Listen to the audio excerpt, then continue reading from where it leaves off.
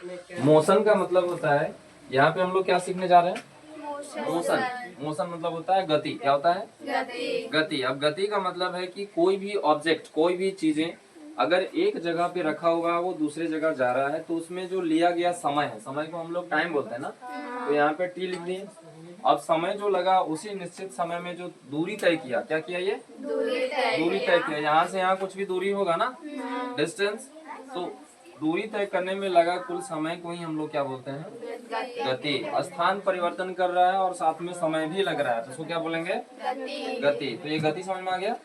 अब गति में देखते हैं कि कितना तरह का गति है। एक होता है कोई आदमी उठा और सीधा उठ करके एकदम सीधा चला, ठीक है, इसको बोलते हैं हम लोग स्ट्रेट लाइन मोशन। क्या बोलते हैं? Straight line motion. Straight line motion का मतलब होता है कि सरल रेखीय गति। क्या बोलते हैं? सरल रेखीय गति। सरल रेखीय गति। अब ये स्ट्रेट लाइन मोशन है क्या? जैसे कल ही हम बता रहे थे कि जब हम लोग चलते हैं तो हमारा जो हाथ है वो सिंबल ऐसे से होता है, और जब हम लोग घूमते हैं तो हमारा शरीर थोड़ा सा झुकता है, तो वो सर्कुलर होता है। क्या होता है? जब आप बाइक में भी जाएं तो बाइक भी क्या होता है कि बाइक को घुमाएं टर्निंग में, तो बाइक भी ऐसे ही झुक जाता है ना। तो ये चीज क्या है ना, सर्कुलर मोशन अभी सिर्फ पढ़िएगा अभी, लेकिन जब साइंस लेके पढ़िएगा आगे तो वहाँ पे भी पता चलेगा कि गाड़ी अगर ऐसे झुक जा रहा है लेकिन गिरता क्यों नहीं है, क्या हो रहा है। जैसे मान लिया जाए कि इसको हम यहाँ खड़ा किए और ये छोड़े तो ये गिर गया, लेकिन वो मूवमेंट करते हुए गाड़ी झुकता है ना, कितना झुक जाता है? पूरा झुक जाता है, लेकिन गिरता क्यों नहीं है?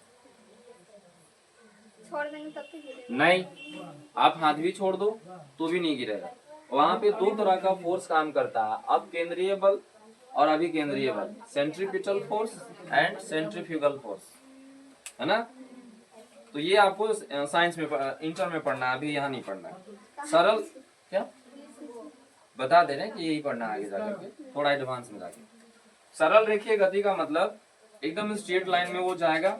जैसे मान लेते हैं कि ये हमारा ए है और ये हमारा बी है। क्या है? ए और बी। और यहाँ पे कोई तरह का घुमावट वगैरह नहीं आ रहा है, तो इसका उदाहरण बताइए क्या होगा।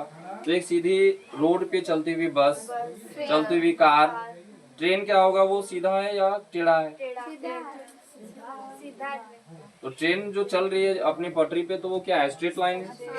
अगर कोई धावक है, जो धावक मतलब दौड़ने वाला, अगर कोई धावक है जो दौड़ने वाला है, दौड़ता है, तो उसका जो गति होगा वो किस तरह का होगा? सीधा होगा। सरल रेखीय गति होगा। सरल मतलब सिंपल, और स्ट्रेट मतलब सीधा, और गति मतलब स्थान को चेंज किया। समझ में आ गया? आगे चलते हैं हम लोग कि लिखा हुआ यहाँ पे कि गति की दर का मापन, गति की। उससे पहले हम लोग एक चीज चलते हैं, एक होता है एक समान गति। क्या होता है? एक समान गति। और एक होता है असमान गति। क्या होता है? असमान गति। अब देख लो, यहाँ समझ लो, एक समान को बोलते हैं हम लोग यूनिफॉर्मली। क्या बोलते हैं? यूनिफॉर्मली। यूनिफॉर्मली। और असमान गति को हम लोग क्या बोलेंगे? अनयूनिफॉर्मली। क्या बोलेंगे? अनयूनिफॉर्मली। अब ये क्या है सर? तो यूनिफॉर्मली मतलब अभी आप लोग को बोले हैं कि आप लोग यूनिफॉर्म में हैं। क्या है? यूनिफॉर्म। यूनिफॉर्म मतलब एक जैसे सब दिख रहे हैं, शकल अलग अलग, लेकिन जो आप ड्रेस पहने वो क्या है? एक जैसा है। तो एक जैसा होने के कारण ही इसका नाम क्या हो गया? यूनिफॉर्म। यूनिफॉर्म। अब यूनिफॉर्म मतलब सब एक जैसे दिख रहे हैं ना, चोटी भी दो और ड्रेस भी दो, सबका एक ही समान, है ना, सॉरी। और यहाँ पे देख लीजिए, यूनिफॉर्मली का मतलब यही हुआ कि सब एक सामान चले। अब जैसे मान लो एक बाइक हमारे पास है या फिर कार हमारे पास है या कुछ भी है, वो केवल और केवल 40 किलोमीटर प्रति घंटा के हिसाब से चल रहा है। क्या चल रहा है? 40 किलोमीटर प्रति घंटा। अब ये चेंज भी नहीं कर रहा है, जहाँ भी जा रहा है इतनी ही स्पीड से जा रहा है। क्या कर रहा है? तो इसको हम लोग बोलेंगे यूनिफॉर्म मोशन। क्या बोलेंगे? यूनिफॉर्म। जैसे ये है तो इसका भी एक मोशन हो रहा है कि नहीं हो रहा है? इसका कौन सा मोशन हो रहा है बताइए? रोटेशन या रिवॉल्यूशन? रोटेशन। इसको बोलते हैं हम लोग घूर्णन। क्या बोलते हैं? घूर्णन मतलब ये घूम रहा है, एक एक्सिस है, उस ये घूम रहा है, तो पंखा लगा दी, ये भी घूम रहा है। समझ में आ गया? तो ये हमारा हो गया घूर्णन। लेकिन यहाँ जो है कितना स्पीड में घूमेगा ये भी हम लोग चेक कर लेंगे। समझ में आ गया? तो ये हमारा हो गया यूनिफॉर्मली 40 किलोमीटर अगर पकड़ा है तो 40, 60 किलोमीटर पकड़ा है तो 60। अगर एक समान गति से चल रहा है तो इसको हम लोग बोलेंगे एक समान। और कभी कभी क्या होता है कि बदमाश बच्चा आ गया, उसको बाइक मिल गया घर के द्वारा, और वो क्या करेगा, पेट्रोल भी मिल गया उसको, है ना। और गाड़ी का कहना नहीं है, रॉयल एनफील्ड है यानी कि बुलेट। क्या है? बुलेट। हम जब गए रामगढ़ तो एक नहीं 3-3 बुलेट जा रहा था। उसका जो दिखावा था बुलेट का, दिखावा में ही जाता है, बाकी बात पेट्रोल इतना पिएगा ना, समझ में आ जाएगा बुलेट होता कुछ है ना। आवाज भी बड़ी अजीब रहेगा, निकलेगा आदमी पता चलेगा वह आदमी उसके पास तो बुलेट है।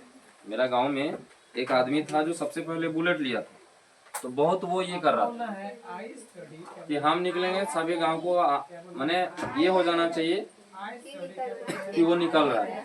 अच्छा जब निकलता था तो पूरा उसका कान ईंट देता था कि देखो हम निकल रहे हैं, समझ में आ रहा है। और बुलेट का आवाजें बड़ी बड़का रहता है।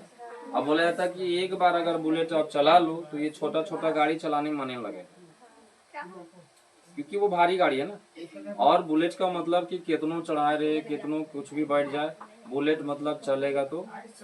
और ये सब गाड़ी खाली झुमरा पहाड़ में ले जाओ, इसका आवाजें चेंज हो जाएगा, इतने जोर से चिल्लाएगा, बोलेगा सर रोकिए यहाँ बगल में, हमारा ना। तो ये सब छोटा छोटा इंजन वाला है। इंजन को हम लोग सीसी में मापते हैं, किस में रे? 125 सीसी, 150 सीसी, है ना। और कैपेसिटेंस यानी क्षमता कितना है इसका। लेकिन बुलेट में जो होता है कैपेसिटेंस यानी सीसी, वो बहुत ज्यादा होता है।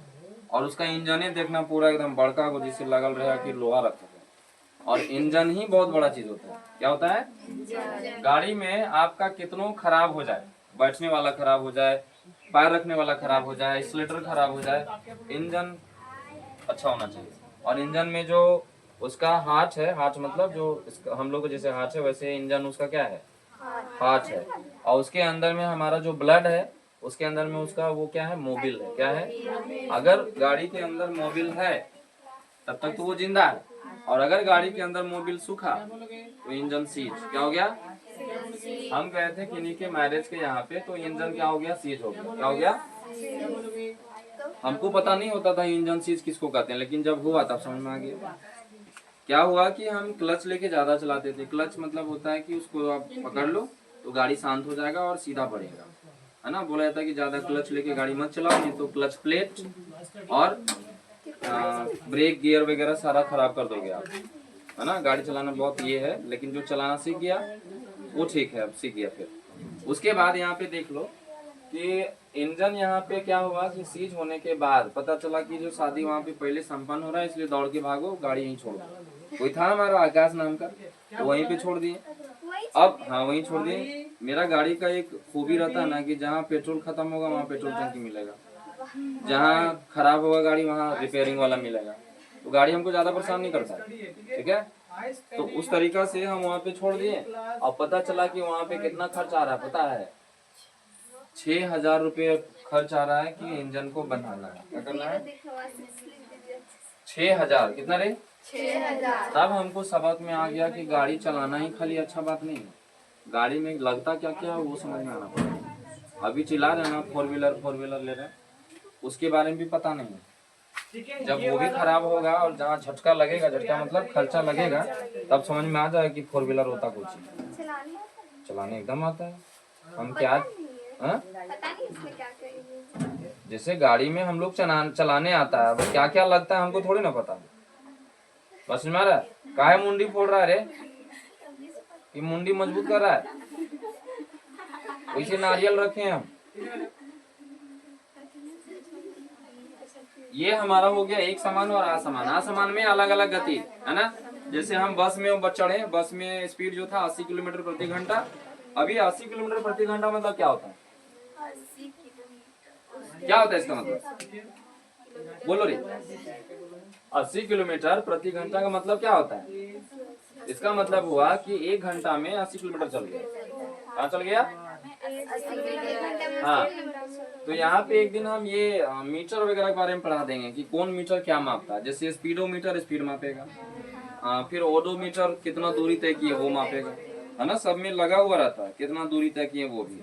मैथ में सवाल आप पढ़िएगा क्या एक वो गाड़ी का जो चक्का है उसका व्यास इतना है, तो बताइए कि वो कितना घूर्णन गति करेगा कि 80 किलोमीटर तय कर लेगा। साइंस है। इसका मान लेते हैं कि 7 मीटर जो है इसका क्या है, त्रिज्या है, और उसका जो भी है अब पता करना है कि 80 किलोमीटर इसको चलना है तो कितना बार घूमेगा ये मैथ में पढ़ना है। अब गाड़ी सिखाते हैं। अरे ये मैथ से निकालना पड़ेगा, ये भी साइंस है, समझ में आ गया। कितना बार घूमेगा, मैंने गाड़ी चलाया हम चकवा घूमेगा कितना, वो घूम ले जाए, यहाँ रुको एक बार घुमा, ठीक है, एक फिर घुमा, फिर 2, फिर घुमा, फिर 3, इस तरह पता चलेगा गाड़ी चलाए कम, परेशान हो गए ज्यादा ना।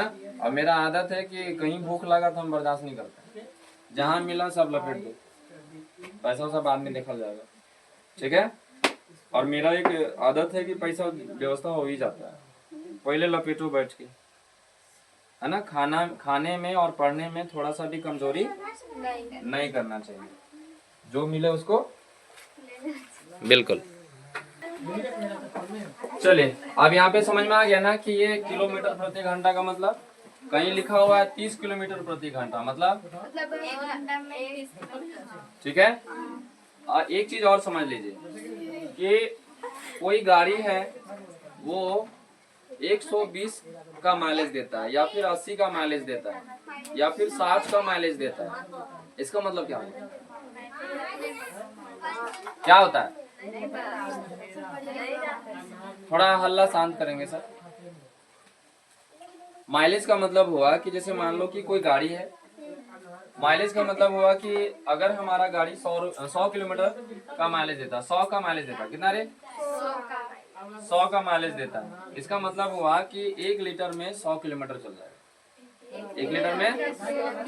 और हम आपको बता दें कि गाड़ी को जितना धीरे चलाएं वो इतना का माइलेज दे देगा। अभी जैसे मेरा गाड़ी कितना का माइलेज, यानी 1 लीटर भरो और 1 सप्ताह 2 सप्ताह भुला जाओ भरने के लिए, और एकदम जितना रपेटना रपेट, ठीक है। नया गाड़ी है ना, और उतना भी पुराना नहीं हुआ, और सर्विसिंग समय समय पे होते रहे। सर्विसिंग मतलब अंदर जो खराब हुआ, अभी जैसे पता चल रहा है कि एयर फिल्टर खराब होने वाला है। एयर फिल्टर मतलब गाड़ी जितना हवा लेता है तो वो कचरा भी तो साथ में ले रहा ना।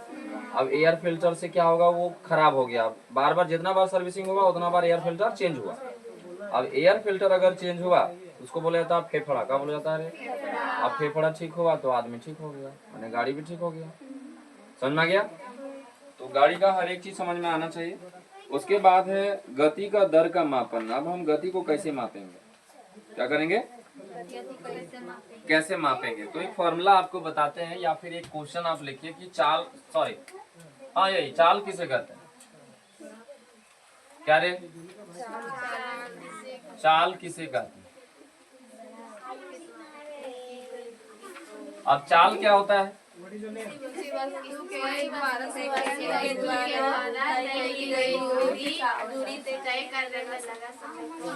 चाल कहते हैं।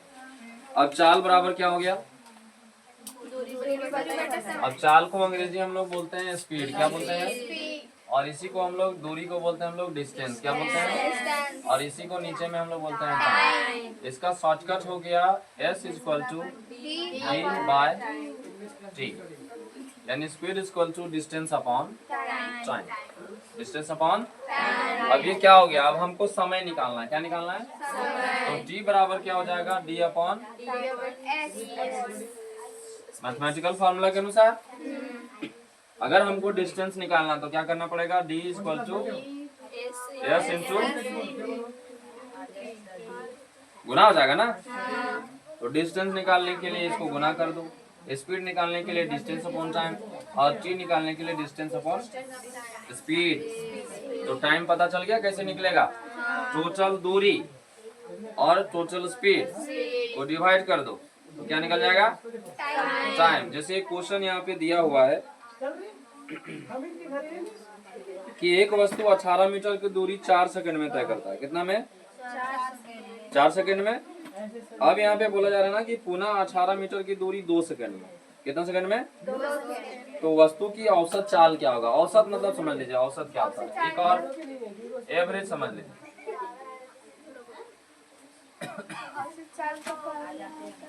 Average speed is equal to average distance, sorry total distance, क्या टोटल डिस्टेंस कुल दूरी बटे कुल समय। Total time. बात समझ में आ गया? अब जैसे यहाँ जो क्वेश्चन पढ़े हैं तो ये एवरेज वाला फॉर्मूला से बनेगा। एवरेज मतलब औसत साहब, एवरेज मतलब, अब औसत का मतलब हुआ कि टोटल दूरी कितना तय किया। आधा दूरी बोल रहा है 18 मीटर की दूरी तय किया, कितना सेकंड में? 4 सेकंड में। फिर 18 मीटर की दूरी तय किया, कितना सेकंड में? 2 सेकंड में। तो टोटल स्पीड जो है वो कितना हो जाएगा? तो टोटल स्पीड के लिए टोटल डिस्टेंस, तो एक बार 18 मीटर तय किया, कितना? और फिर एक बार 18 मीटर तय किया, तो दोनों डिस्टेंस को क्या करेंगे? जोड़ देंगे। और टोटल जो टाइम लगा कितना? एक बार 4 सेकेंड और दूसरा बार 2 सेकेंड। तो ये हो गया हमारा 4 सेकेंड और हो गया ये 2 सेकेंड। आप लोग ध्यान दीजिएगा कि अगर हम स्पीड निकालने जा रहे हैं, क्या निकालने जा रहे हैं? स्पीड निकालने जा रहे हैं, तो मीटर पर सेकेंड में या किलोमीटर प्रति घंटा में? मीटर पर सेकेंड में या किलोमीटर प्रति घंटा। तो ये मीटर और सेकेंड में है, और कभी कभी मीटर दिया रहेगा और यहाँ पे आवर दिया रहेगा, तो इसको सेकेंड में चेंज करना होगा। अगर ये आवर दिया है और ये मीटर में दिया है तो इसको किलोमीटर में चेंज करना होगा। क्यों? क्योंकि आप लोग जान लीजिए कि ये जो किलोमीटर है वो बड़ा है यूनिट, और ये जो मीटर है वो छोटा यूनिट है। आवर जो है समय का बड़ा मात्रक है और सेकंड जो है समय का छोटा मात्रक है। अगर छोटा दिया रहेगा तो छोटा में, बड़ा दिया रहेगा तो 18 और 18 कितना हो गया? और 4 और 2 कितना हो गया? एवरेज स्पीड जो है टोटल कितना निकल गया? 6 मीटर पर सेकंड। अब 6 मीटर पर सेकंड का मतलब हुआ कि 1 सेकंड में 6 मीटर जाएगा। 1 सेकंड में 1 सेकंड में 6 मीटर जाएगा। अब यहाँ पे देखते हैं कि वेग परिवर्तन की दर को हम लोग क्या बोलेंगे? क्या बोलेंगे? सबसे पहले वेग समझ लेना। क्या समझ लें? वेग। अब वेग किसको कहते हैं? गति तो समझ में आ गया। वेग किसे कहते हैं? ये यहाँ पे जाएगा तो आप देख लीजिएगा, फिर से जितना बार देखना आप देख लीजिए, है ना। गति और वेग में थोड़ा सा अंतर है कि गति हम लोग बोलते हैं केवल कि एक वस्तु को किसी एक स्थान से दूसरे स्थान में जाने में और लिया गया समय को हम लोग क्या बोलेंगे? गति।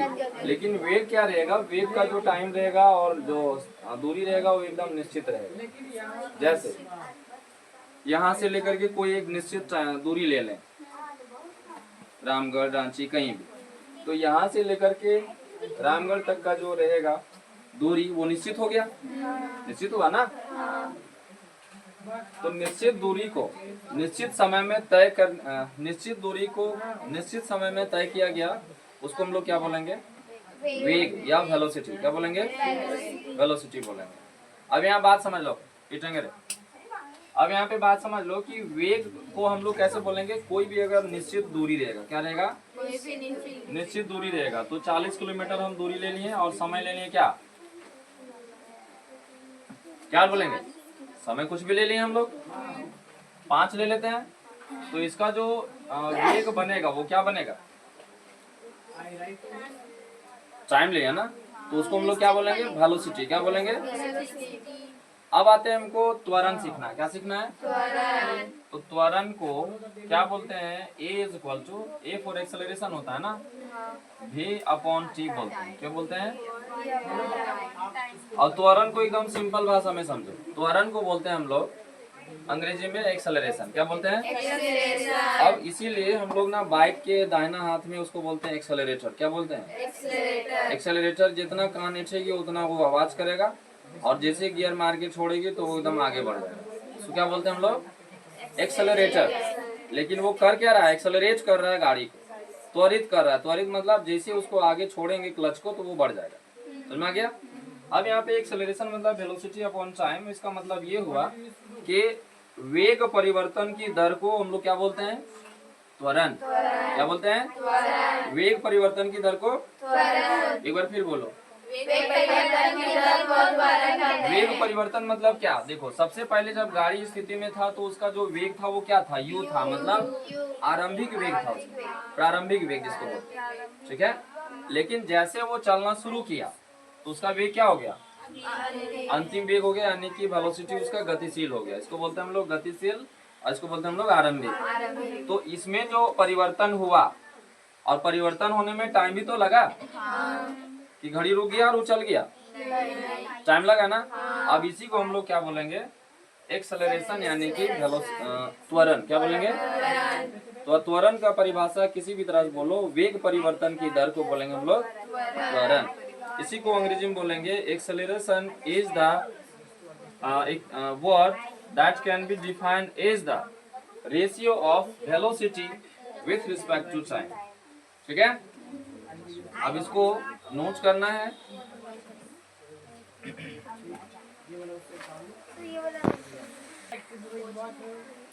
एक्सेलरेशन समझ में आ गया ना?